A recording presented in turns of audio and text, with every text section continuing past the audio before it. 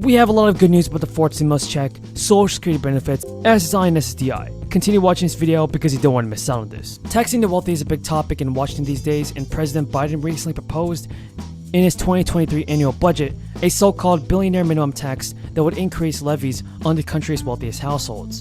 But one proposal kicking around Capitol Hill is to raise taxes on high earners, making $400,000 and more. A recent congressional proposal seeks to apply that payroll tax on wages of $400,000 and up. Now the clock is ticking for lawmakers to make changes to ensure the program can continue to pay benefits as promised. And the Social Security Board of Trustees estimates the funds could be depleted in 2034, at which point 78% of benefits will be payable. To shore up the system, leaders face a choice of cutting benefits through changes like raising the retirement age, increasing taxes, or doing a combination of both. Applying Social Security payroll taxes to those above the wage base is a popular idea with the public. Once your worker crosses the threshold paying Social Security taxes on the first $147,000 of their annual earnings, their paychecks are no longer subject to those levies. So, the Enhanced Child Tax Credit, everybody, provided a crisis-era financial lifeline to many families. It reached nearly 40 million households and helped 65 million children. According to a recent White House fact sheet, the tax benefit's positive impact prompted Mitt Romney to propose the child tax credit to lawmakers for 2022 under the Family Security Act. Some policy experts support not only expanding the federal child tax credit program, but also seeing more states create and approve their own programs. 9 states have already enacted this and funded some of the credits on their own.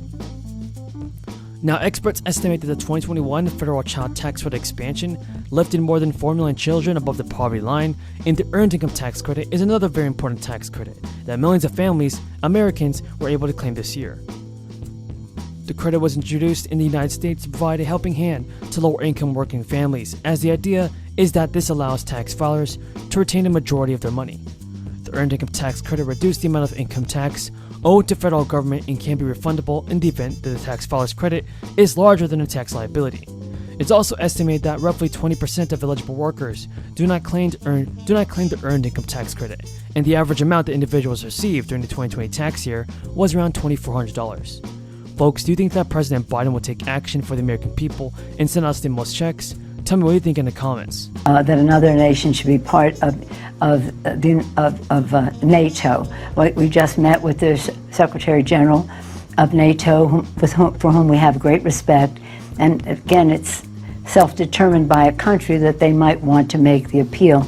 It's up to all of NATO to decide. Because President Biden and many Democrats, as well as Republicans, want to help out the American people with a fourth stimulus check, and I cannot wait for President Biden to send it out. So Democratic senators are on board for more stimulus bills this year. This will be a big change to millions of people in the low and middle income households across the nation.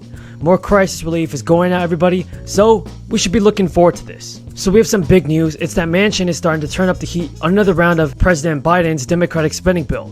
Manchin has ramped up his calls this month to step up taxes on the richest people in America. Manchin actually told the Wall Street Journal, "I respect Kyrsten Sinema and what her concerns may be, but I think basically our financial situation is getting worse and not better. So we better have a better way of looking at it." So that there are many ways to pay for such ideas that do not include tax rate increases that could hurt small businesses and our economic competitiveness while we continue to emerge from a crisis and economic downturn.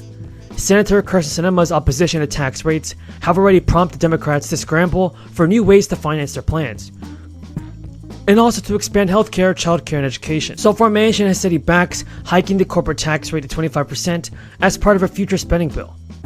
So what are your thoughts on this? Will Joe Manchin get it done?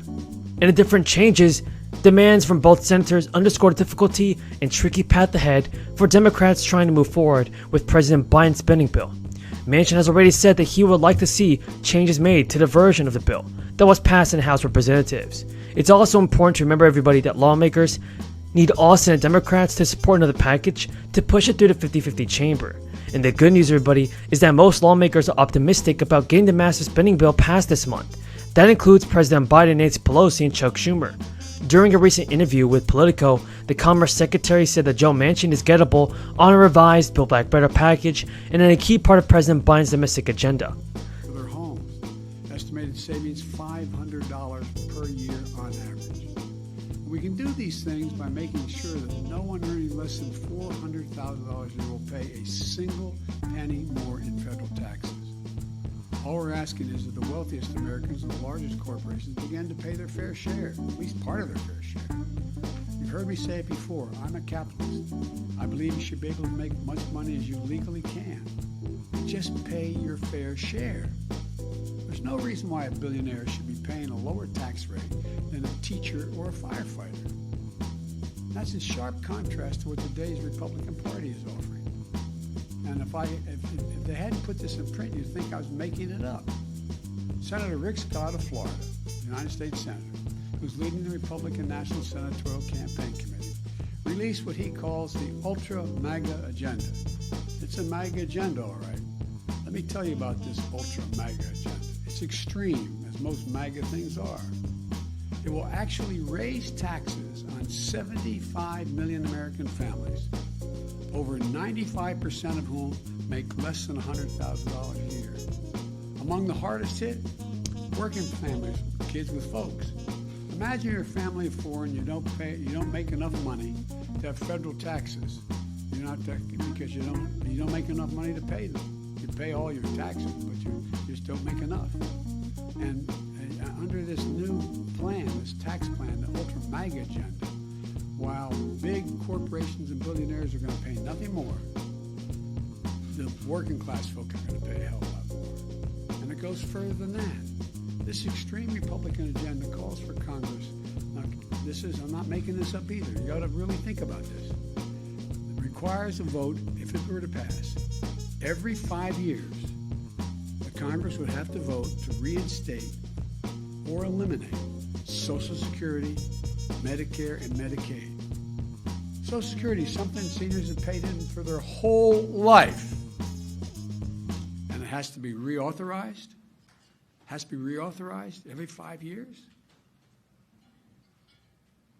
Look, again, it's hard to make this up.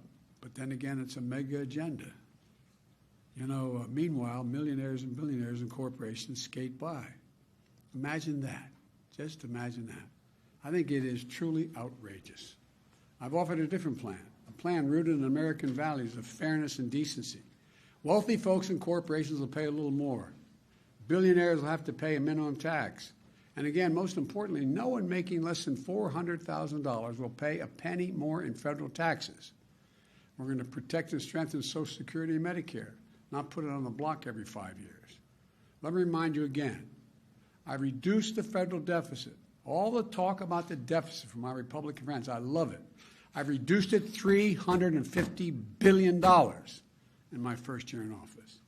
And we're on track to reduce it by the end of September by another $1.5 trillion, the largest drop ever